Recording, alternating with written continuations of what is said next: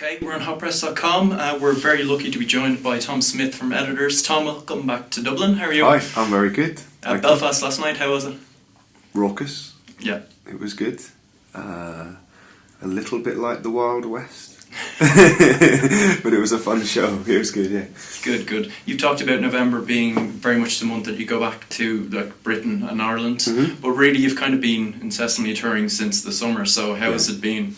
Oh, yeah, it's been a long stretch. We started doing a very busy summer of festivals when the record came out, so that started in June, and then September we started our own shows in Europe, and that's come through till now. Really, we've only got a week, 10 days left. It's been really good. It's been the first big stretch that we've done because it's a new band. There's two new people in the band. It's changed, so that's a new thing. It's new for the audience and it's new for us, getting to know each other a bit better, which so far so good. No rows or fights yet. So it's good. You know, as always when you're out playing a new record, there's this weird transition where the new songs at first are slightly awkward things in the stage, and as the year or 2 years from a record gets released, it's happened with every record we've done, those new songs become part of who you are, and there's a moment where it just changes, and I think we're still in that moment where people are like going, okay, here's a new song, let's just try and get our heads around it, but that's cool, it's part of the game. I think when we talked last, you were just back from Japan and very jet lagged. Yeah. But you were kind of very excited about rehearsals and really eager to get back on the road. So It seems like the months in between have been basically a realisation of everything you hoped for with this album, because it is kind of an album of communal songs and about making a connection. So you've seen that come true. Absolutely, yeah. Going through what we went through when the band, kind of broke up in its old incarnation, when that finished, that period was obviously very traumatic and scary, but when we made the decision to go on without Chris and get new people in, because it was, we had to put the emphasis on being a band. We had to try to, rehearse the songs to as much as we can, and when we went to Nashville to make the record, all the songs, we knew how they were going to sound pretty much. I'd say 80% of them we knew what they were going to be like, and that was because we spent a lot of time rehearsing and being a band in a room together, and I think some of that had been lost on a couple of our records previously. So the continuation of that is taking the band on tour, and getting on stage and doing that in front of people, and you start to learn about yourself, and I think the band is more of a band than it's ever been now. I'm excited about the next record. And aside from just kind of stuff on stage, I mean, the touring life, as someone that's, a young father at this stage, and you talk to other musicians who reach that point, and they often talk about, we have to do it in small bursts. You haven't done it this time around, so has there been very much, and actually, your kids have touring parents, your wife DJs a lot, so have they had to come on the road? They have done at times. It's a fun, I think with the as the time goes on, I think we will do pick and choose our touring a bit more and do it in small bursts. But we've been away for such a long time. It was like we had to get out there because of what happened, and so it's not been a possibility this time. But having said that, we've had 3 of us are dads in the band now, so there's quite a few editors' kids, and at some point they've all been on the bus or come out and stayed with us for anything from a couple of nights to a week. And it's amazing, it's wonderful. Of course, it makes the time you're away harder, and that's a bigger pull than it's ever been. But it's never like 6 weeks away from your kids. It's normally most is like 2 or 3 weeks before you see them again. And FaceTime is a wonderful thing. It does really help. We're obviously backstage, kind of pre-show at the Olympia. I won't ask about pre-gig rituals or anything like that, but what I have noticed is you seem to have done a lot of kind of Q&As with fans on Twitter before you kind of head to soundcheck. How's that been for you? You seem to like engaging with people. I was late to the Twitter party, as were the band as a whole, and so I can't remember when last year or two. Almost reluctantly, I was kind of led there by the powers that be, and I have started to become comfortable with that kind of interaction, that very immediate kind of interaction that I can have with fans of Editors or whatever, really. So on occasion I will kind of generally it's not a two-way thing with me. It's not like I'm at Access all hours or whatever. But when I say okay, I've got an hour free, and I'll take questions, and don't know if anyone's got anything to ask, I'll answer, and it's fun. It's cool. It's a powerful thing, but I think I think fans like it too. You know. Have you had strange questions? All the time, yeah, yeah. I mean, there's certain times you just get asked the same thing over and over again, and that's can be slightly tiresome. But yeah, I can't remember it off the top of my head, but we do. Well, the music we make, we've always tried to make it kind of have some kind of emotional resonance lyrically, and I don't know, we don't sing about kind of trivial things. So some of the fans, are quite intense about their passion for the band, and they have countless pictures of people that have sent with tattoos of lyrics or artwork on their body and stuff. And do they always look good, or do you sometimes go, "Oh God"? I'm only worried when the lyrics are wrong on that has happened, and there has been a couple that were. I mean, they're not miles off, but they're not bang on. Yeah. And I would never mention that, but so as long as they're happy. When you talk about fans being intense and asking intense questions and the deep issues, I have seen stuff like what is your take on onesies? It's true. Yeah. I don't mind talking about onesies. You've also talked on Twitter about you've seen messages where you've been talking about the government getting their act together about stuff like Syria, and then also you were kind of praising Russell Brand about his speech at the GQ Awards. What was your take on that? What was my take on that? I think I don't know. We live in Russell Brand's become this. He's omnipresent these days, isn't he? He's become this kind of figure for alternative political thinking. I think he speaks a lot of sense. I think he's wonderful. I think he's intelligent. I think his way with words is, I don't know, he's endearing and is infectious. And I don't know. We live in a confused, very, I don't know, especially for younger people, political time where, it's quite hard to see how your vote really does make a difference. The difference between the left and the right, and certainly when when my parents were younger and voting, there was a very clear difference of what side you fell. Yeah. And now, does the system work or not? I don't know. But I like hearing what he says and his opinions, and I don't know. He's a very intelligent man. I like him a lot. Yeah. As someone that hasn't shied away from writing about those issues, you must kind of relate to him in terms of it's a tough kind of balancing act between putting your opinions out there and also being like, okay, I've got a personal life and I can, I'm not the voice of a generation or something like that. Is it a tough thing to balance? Well, I mean,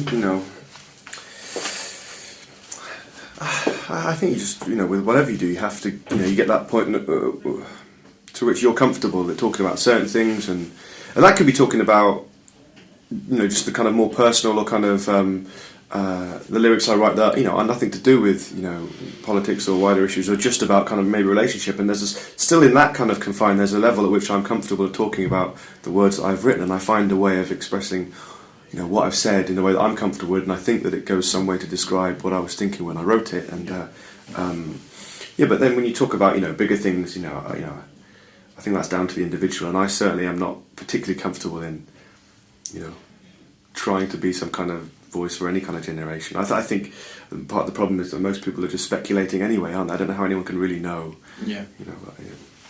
And the new album very much isn't that. I mean, you make it's the not, point no, I mean, of saying, I said I wouldn't even talk about debt or things like that. There is those kind of lines where it's almost, if not a joyous album, then a kind of free thing that's like putting those issues to one side. And it's, well, this record is definitely is a record sung from one person to another about their relationship, be it a loving relationship or some kind of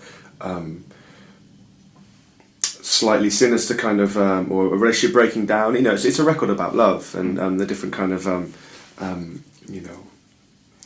things that can kind of that kind of relationship can inspire in you and make you feel. So, but I think it has no care of the world that goes on around, deliberately so. It's a very personal record between those two people. Sometimes that person is me, but also when I write there are some songs where my imagination kind of, I'm telling stories. Yeah.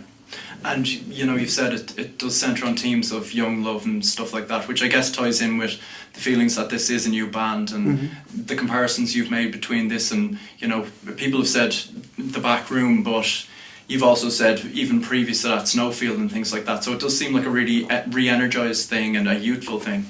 Yeah, I mean that's good. Yeah, you know, I think that's that thing of getting back into a room and just, you know, there's a certain more of a rock leaning with this record. You know, kind of, you know, it does kind of, you know, take, you know, then go on to kind of more orchestral kind of, I don't know, pastures. But at its heart, it's a rock record. It's a band in a room. You know, and the guitars are loud again, and the guitars sound different than they've ever done before in Editor's records because Justin doesn't play guitar like Chris did, and that's, you know, we didn't want someone to come in to be a carbon copy of the way Chris played. It was about a new chapter. But I think being a band in a room, and you know that reminds me of the time that we were writing with Snowfield and then Editors on the Back Room, and I can certainly draw a line there connecting the two.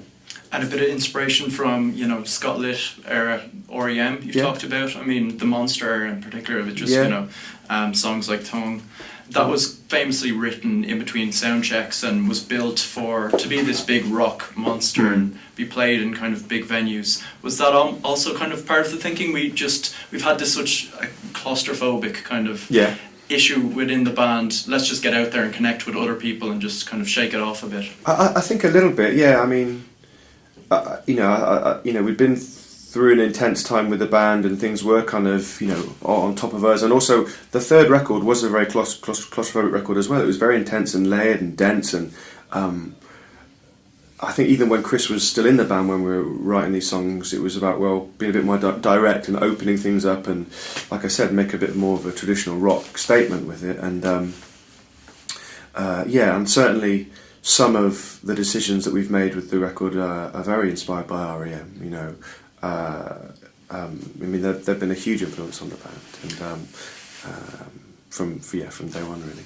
I was just thinking, obviously, about the first Tired Pony album, which is Peter Buck's a massive part of that. Did you have a chance to kind of chinwag with him, or? I did, because they just had their second record out, and I went and I did a show with them in London, and I did the song "The Good Book" with Gary that night. So yeah, I saw Peter there, but also Mike Mills was there too. I had a bit more of a chinwag with Mike Mills. Oh really? What did Mike have to say? Oh, he was on great form. I mean, he's had a bit. He's had a bit of a rough couple of years away from music and stuff, but he's been doing stuff with. Is it the Big Star 3?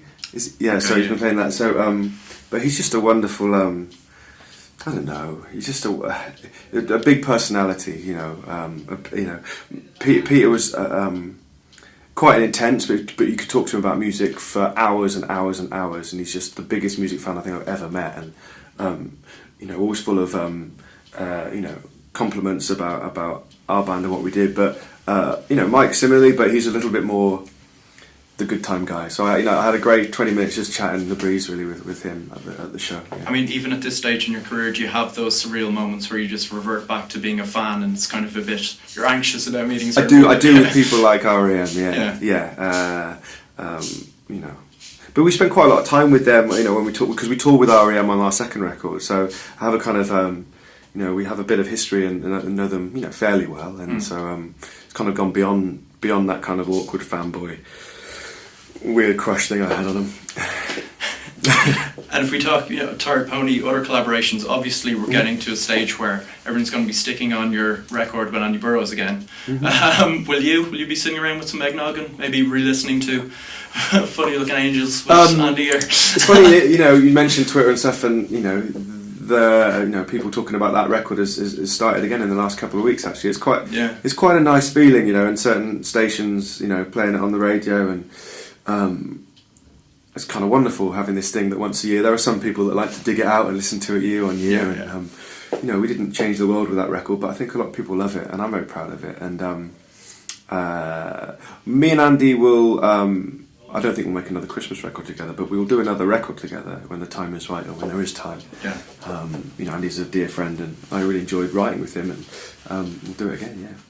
There was at a point where it was almost like a relief to go see Andy and record. Well, exactly. It came at a time when editors were at their least productive, no communication, no fun, and you know, the fourth record at that time was just dragging on and on and on, and we weren't getting anything done. So, in my downtime, I made that with Andy, and it was the opposite. You know. and obviously a bit, you know, kind of reborn now. Do you think there will be many iterations of editors over the next kind of decade or so? You know, when you look at the last decade, there's been such changes within the band. You've tried different sounds. You seem more confident than ever. When you look, I know it's hard to look to the next decade, but you do see editors as something that will continue on and always be a part of your kind of music making. Yeah, I think so. I hope so. I don't feel. I don't see or feel the presence of the end anytime soon. I'm very excited. We're all very excited now about the next set of songs, the next, you know, because the possibilities now just seem totally open with the band. It's such a, I don't know, it just feels like a more creative place, and so I'm very excited about, you know, getting back in a room together. And you know, I don't have any songs written for the next record, but you know, come January I'll start writing, and then next year we'll start fleshing out ideas. So. And I don't see why it can't continue as the years go on. You know, as you know, as I do other things as well, then I'm sure some of the other band will. You know, Justin will, especially his fingers in many pies, and I don't see the end anytime soon. And I guess it's tough, really, to look ahead, because I'm sure when the debut came out, you weren't thinking, I'm going to be on tour with my kids in 8 years or so. Which is a good thing. I mean, it's all just speculation, isn't it? Like I said. Yeah. And Arsenal for a league. I think it's possible. I think we'll be closer to winning the title than we were last season. But